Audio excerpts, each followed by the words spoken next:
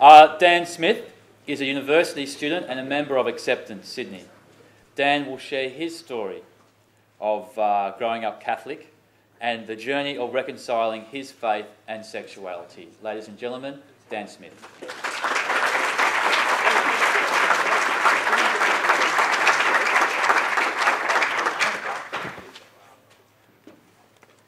Just 1 second here. Okay, I've only been given like 8 minutes, and I sort of talked Paul up to 10 minutes, so bear with me. Look, what I'm going to do is I'm going to tell you a little bit about my story and a little bit about my thoughts on life as a gay Catholic and on my thoughts on how GLBT Catholics do fit into the church, because I believe the answer is an absolute yes. I'm not a theologian, and to be honest, I'm not that well versed in the Bible. And many of the beliefs that I have come from others, and I've taken them on. But the one thing I do know, and says, pinched my line, is that God is love. And it's just as simple as that. So growing up in my family, we didn't go to Mass regularly. I went to public school, so I didn't have the whole Catholic school thing going on. But my mother's parents are both European immigrants, so we had the fairly stereotypical Catholic immigrant family where if you stayed at Grandma's on the weekend, you went to Mass on Sunday, whether you liked it or not. So although we didn't go to Mass every weekend, we didn't have that kind of Catholic upbringing, we were taught about God and the church and Jesus and Mary and the Pope and all these wonderful people right from the cradle. So I've always had a belief in God since the cradle. And then very soon after, I guess you could say, a faith in God followed. And I had a very happy childhood. My parents were and continue to be wonderful parents, and my sister and I fought like cats and dogs, but, you know, that's what brothers and sisters do. So, yeah, it wasn't a remarkable childhood by any means, but from a very young age, I remember looking at other boys.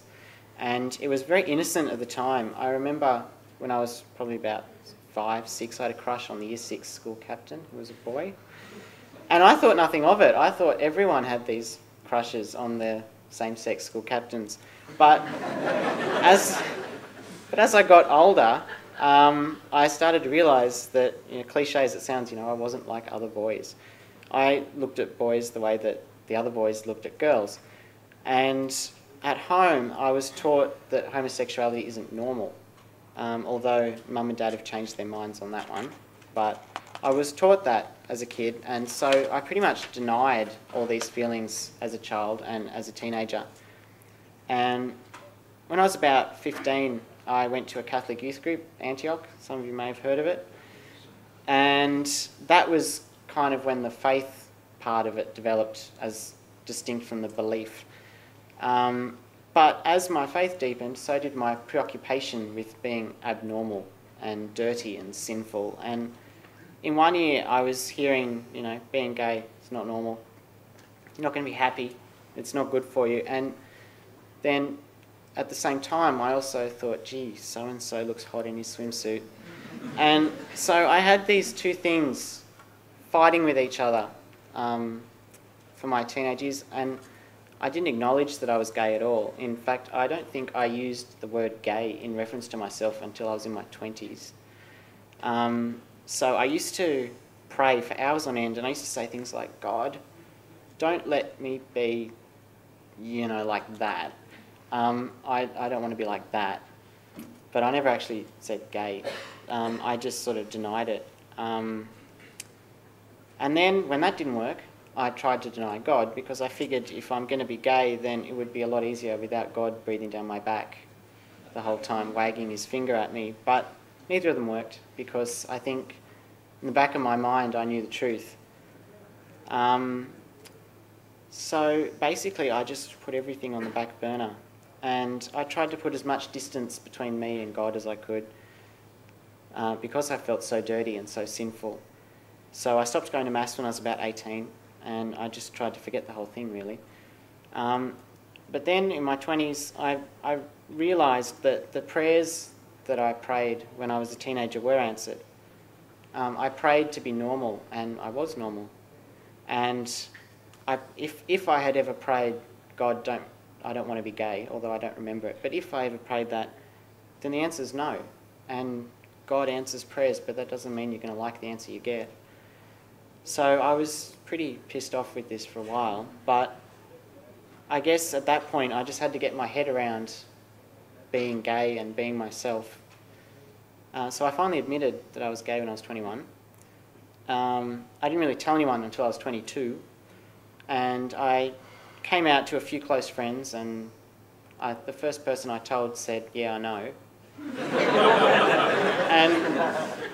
And I said, "Well, why didn't you say something?" And she said, "Well, how do you start that conversation?" So that was a good start. And all of my friends have been wonderful. And then in March last year, I came out to my parents and I sort of sat them down and said, "Mum, Dad, I have something to tell you, I'm gay." And the first thing that Dad said was, "I don't give a shit if you're gay. You're my son and I love you." And then Mum...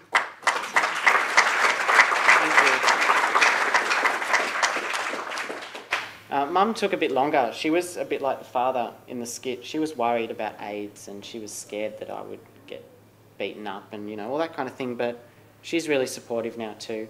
And I told my sister in May. That didn't go so well.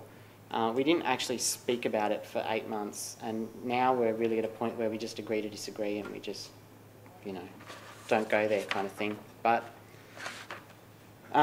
so that's my story. But last year sometime I reached a really interesting point. I'd spent the last 10 years coming to terms with being gay, and suddenly I had this point where I had to come to terms with being Catholic. So I started going back to Mass because I felt this emptiness. Like I felt a distance between God and myself. So I went back to Mass.